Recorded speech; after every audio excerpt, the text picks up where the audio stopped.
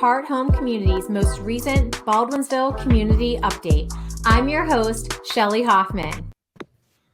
Hey everybody, today I have the pleasure of having Bob Geraci on screen with me. I used to talk to everybody in person, right, Bob? But now it's all gotten There's a little level of convenience, though, with Zoom. I know we're not all supposed to admit that, but there is some convenience to it.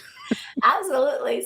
So the reason that you're talking with me today is you had written an article, and I know it was in the Messenger, and it's probably something that you've talked about, with people in our community a ton.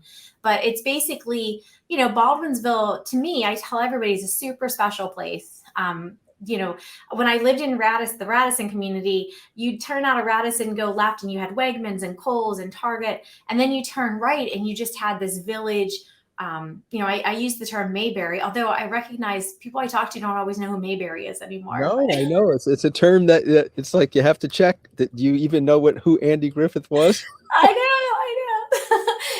But anyway, what prompted you to write the article that was in the Messenger? Well, a couple of things. And it's interesting. That's a great question because, like, why does anybody think the way they do? I'm on the town board, and so and also a resident of the town of Lysander. And what we've all seen, if you've lived here long enough, is that development is happening all around us. And before I go any further, there's nothing wrong with development. I think the question is, do it? Is there a better way, or are there better ways to do development than not? And so, and Lysander. And when we say Baldwinsville, you have to include Van Buren and Lysander. When you say that, I think you would agree, it's unique. I mean, like what you just said, you turn left and you hit this, this majorly developed area, and then you turn or you go into the village and even further west on 370. It's a delightful mix of housing, farms, open space, and all of that. And, one of the things I think and I'm not a psychiatrist or a psychologist, but I think one of the things people often do is we take things for granted. We don't think that's where I live. It is what it is. Well, you know what? Without picking on our neighbors like Clay and Cicero, they were like that too. And they're not like that anymore. And those were choices that those community leaders made, that when you drive along the Route 31 corridor, not only do you see all the stores that are there that we all benefit from, right? But you also see these housing developments that have been built with not a lot of imagination and not a lot of care in terms of protecting the natural landscape. So, I'm seeing that the town of Lysander is coming under increasing pressure for development because it's a beautiful area. And unlike, I think, places like Pompey and Tully and Lafayette, they're wonderful places, but you have to drive a long time to get anywhere. Whereas living here, you're right on 690. You can be downtown Syracuse in 12 minutes, and all those shopping areas to the east of us. So that's one of the motivations. And I'm talking a lot here, but one of the other things about me is I'm an outdoors person. I went to the College of Environmental Science and Forestry. I love nature. I love the outdoors, and you may find that funny, Shelley, because I grew up in Brooklyn. Nice. But maybe that's why you like the outdoors, right? It could be. It's interesting. I always had a bow and arrow in my hands, or pretending to go hunting and stuff like that, where there's not too many areas in Brooklyn that you can do that. But who knows? My grandfather was a great lover of the outdoors, and I certainly learned how to garden from him. And I'll always treasure that heritage. But yeah, who knows? Well, I just want to, you had talked about, Lafayette, Tully, and their drives. So and you may or may not know this, Bob, and other people might not, but I've only been here since about 2011. Okay. So I've only seen Baldwinsville as Baldwinsville is now. And I've watched like Angry Garlic and different businesses come in and make changes. But even those are they have that small town feel, right? Like, But when I talk to people like Cindy Clark or, residents that grew up here, and I talk to people that I meet through my other career, I guess you could say, there was a time where Baldwinsville was seen kind of like, am I wrong? Like Lafayette and stuff, like they're like, oh, you live all the way in Baldwinsville, because they didn't see it as the way that I view it now. And again, I wasn't here, so I don't know. I'm just asking you. I think you're right. And it's an interesting thing to consider that, because there's nothing wrong with that, but you wonder why, because and without belaboring the point, Baldwinsville is more accessible. Even Route 81 and Route 481, as opposed to some of the the towns in the southern part of Onondaga County. And so in that sense, maybe we have been protected in a way, because we've got to experience and make it part of our psyche, or part of our character, that we really do appreciate, walking on Genesee Street in front of the library and waving to a neighbor. I mean, where else can you do? You mentioned Mayberry. I mean, the word that I hate to use, but it really describes it, is an anachronistic, where that we kind of preserved an element of history that's here in the present.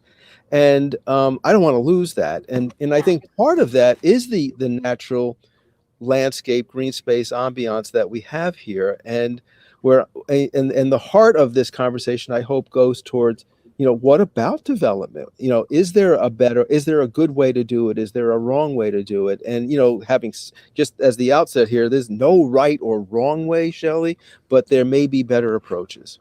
Well, and I think that, we're touching on a little bit of a subject that is definitely opinion driven,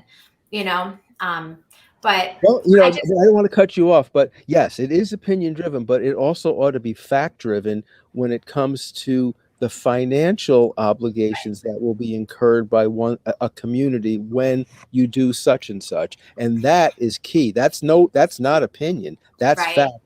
And so many towns have ignored that aspect of development. So that's kind of what I was getting at, is it's almost like you got to get past the feelings of it and look at the functionality of it and what's it going to do. Yep. Because you're right, to your point of waving, just a quick funny story is, most people that know me know I have a really close relationship with the Delias, who are the owners of Pizza Man. Sure. Did I not get a text from one of those Delias last night asking me how Gina and Joe's pizza was? Because because I have an order from Gina and Joe's. And it's fun, and it's all, wasn't meant in malicious way or anything, but we're small, and people have a tendency to look out for each other and be a part of each other's lives. So, I'm obviously all for development, but I'm with you, the pros and the cons of it, and, what makes sense. So how do you determine that, or can you even go down that road? Without boring your viewers, see if we can do a thumbnail sketch of how it all works. In most communities, in fact, I think in the vast majority of communities, you've got something called R40. Well, what does that mean? R is residential, and 40 stands for 40,000 square feet, which is just a few thousand, just under an acre. So most developers come in and say, I'm going to do a housing development on 1 acre lots, and that's beautiful, right? Big, beautiful homes on 1 acre lots. I'm going to do, the developer's going to say, I'm going to do all the infrastructure. I'm going to build the roads. I'm going to build the sewers. I'm going to bring in the water lines, the electricity, all of that. And when I'm done, the town, I will gladly give all of that to the town, whatever the town may be, not just Lysander, and then it's yours after that. And isn't that wonderful? You've got all those new houses paying taxes, both school and the town and county taxes, and everybody's a winner, right? And two things have happened in that equation. One, whether you think it's bad or good, you've lost whatever green space that those houses have been put on. And that may be, that's the price of just living in the 21st century. But the second thing, and this is where I interrupted you before I talk about the fact-based analysis in terms of the finances. Well, if you do the analysis, like other folks have done, there's a group called Strong Towns. It's a not-for-profit group that has done this. And in fact, they've come up with a concept called the Ponzi scheme of development. We know what a Ponzi scheme is. And guess what? On housing developments on 1 acre lots in a typically taxed municipality, and Lysander is even better than typically taxed. We are the lowest tax rate town in Onondaga County. But that new housing development will never produce enough taxes, to pay for all of the infrastructure maintenance needs in the future. So when we accept those roads, we're accepting from day one, we've got to now plow those roads. We've got to oil and stone them. We've got to pay. We've got to fix the potholes. We've got to fix the broken water pipe, the water mains. And then worse than that, but it's normal, but in at about the year 15, 16, 18, somewhere around there, you've got to rebuild that road. And now we're talking millions of dollars. So just do the math, and the math doesn't work. And say, oh my God, then what do we do? Well, there are solutions. And one of the ones that I'm really proud of is this development it's called Collington Point, and it's the first one we did this with. A developer there, Shelly, let's say you own 100 acres, right? This is America. It's your land. You do what you want with it. You can build 100 houses with R40. And what we say is, you know what, Shelly, let's have you build those 100 houses. What if you thought about building those houses on less than 1 acre lots, perhaps half acre lots, right? And if you do the math with that, guess what? It works ad infinitum. Somewhere around a half acre road, the amount of road frontage in front of a house on a half acre, that house, if it's paying typical taxes, will be able to pay for that road and other infrastructure forever, infinitum, into the future. But anything bigger than half acre, you can't do that. And Shelly, don't be greedy. Even though you're going to build your 100 houses on 50 acres, don't say, well, I'll build 200 houses on my 100 acres. And what we're saying is, in addition to the tax liability, what about preserving green space? And so what we worked with this developer, and we said, you know what, you got your 80 acres, build your 80 homes. And I think it ended up being 78 or 79 because there was just a little bit of an irregularity. It was not a big deal. And he put them on half that property. And guess what? The other half of the property was put into a forever wild green space covenant. And will that formula work in each and every time? Maybe not, but variations of it can be applied. And so what does the community gain? It gains as you're going along with development, you're getting to preserve some acreage of green space. Oh, and by the way, the town is under no responsibility to own that green space. It can be owned by a homeowners association. The developer can have it. The town can be given it, and then you can turn it into kind of like a Three Rivers thing where you own it, but you don't have to have any responsibility to mow the grass every other week. It doesn't matter. But the bottom line is that green space is preserved. So I think that's kind of an intriguing concept. You solve the financial issues, and you're addressing this idea of protecting green space. And not just woods and trees, but farms too. I don't want to lose our farms. I mean, we are, how neat is it that we've got working farms in the town of Lysander, and there, I just picked apples last week. In July we picked blueberries. I mean, don't want to lose that. Yeah. But there's a whole lot that we can do. There's an echo. But there's a whole lot that we can do right in Baldwinsville itself, or within 5-minute drive of Baldwinsville. Yes. You do not have to go far. I tell people I'm guilty of, in Pittsburgh where I'm from, we used to call it not crossing the bridge.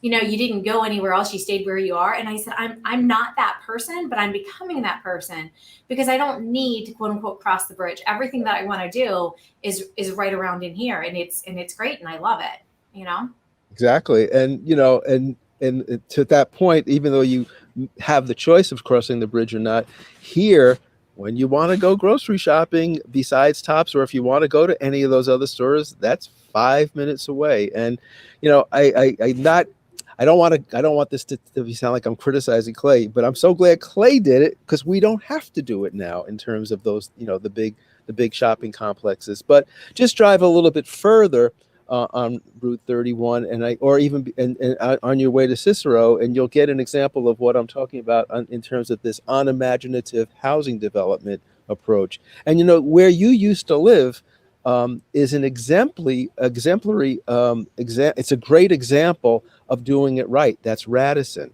Not that every community should look like Radisson, because again, variability I think is the key to having a community remain dynamic. But Radisson's lots are small. The houses are beautiful. The trees are preserved. That community will always pay for itself in terms of any infrastructure needs, without having to raise taxes exorbitantly anywhere. And I want to make sure that the viewers understand all we're talking about are new developments. If you want to build a house on 10 acres or 5 acres or 3 acres on an existing road, that doesn't cost the town really anything. And so this is about just new developments. And one of the things we're doing, and it's not in the law, but we're letting the word out. If a developer says, no, I'm going to build my houses on 1 acre lots because that's what everybody wants, our response to that developer should be, and it has been, fine, you keep the roads. We don't want them. And that's okay. And if the developer says, okay, fine, I'll turn the responsibility for the roads to a homeowners association, or I will do it. We'll say that's fine. That's your choice. You own the land, but don't expect other taxpayers in the town of Lysander to pay for the upkeep of those roads if on paper the math shows that your development will never pay for itself. And a lot of towns, and not just in central New York, but across America, haven't thought like this. They look at those, oh my God, that's just great. All those new houses, all those new people, it's dynamic, all those new tax dollars.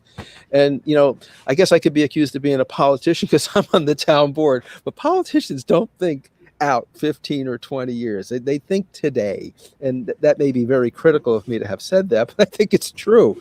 But we really do need to think about the future. We got to think about our kids. And is this the town where our kids are going to want to stay? And I've got now 2 grandkids living here. I got 3 in Minetto and 2 here. I don't want them to leave.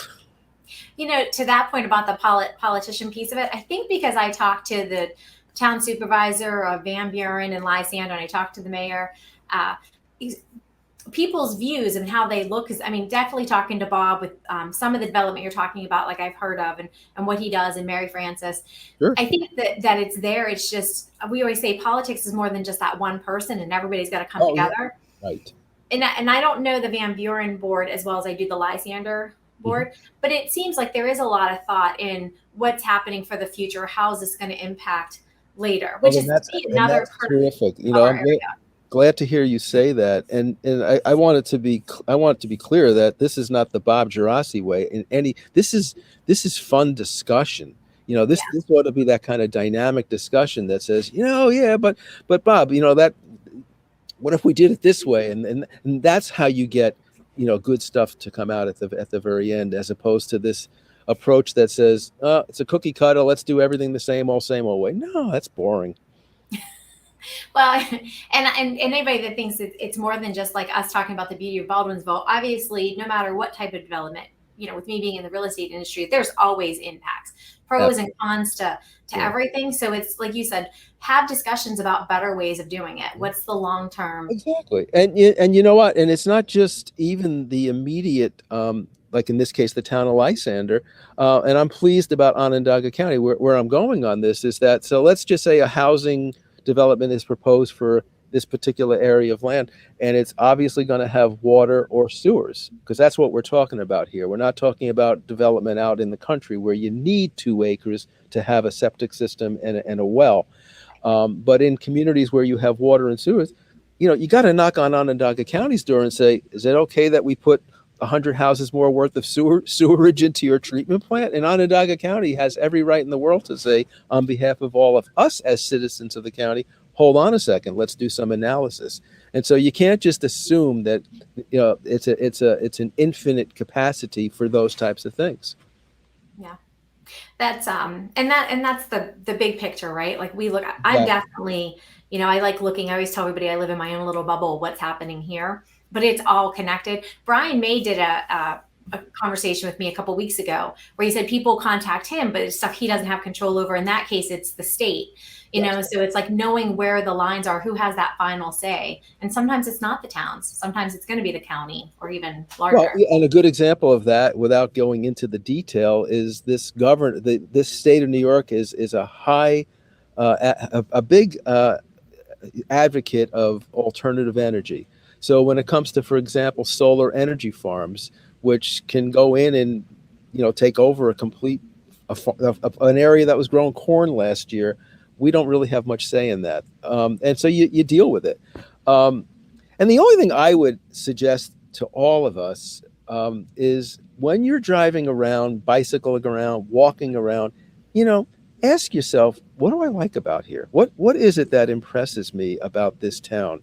And then when you leave this town to go on vacation or to visit your family in some other community, ask yourself, what do I like about where my mom and dad live, or my sister lives, or even where you're going on vacation? I was for example, I was in Rhode Island a few years back, and if you drive through Providence, Rhode Island, which is right on the coast, and it's it's not a cheap place to live.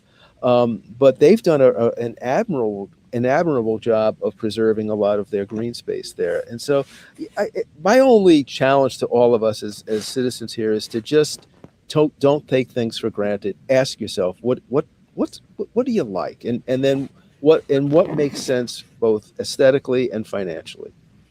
Well, and to your point about the green space, if you look at people's pictures on social media, or Linda Clark has the calendar at Baldwinsville, 90% of the time it's the over the water, it's the trees, it's the sunset. It's not going to be, huge development. So I think, not that we can answer for everybody, but if you pay attention to what gets posted about Baldwinsville, it's usually green space or water. Exactly. Right? And exactly. And that's so intuitively we have that sense of value about those things.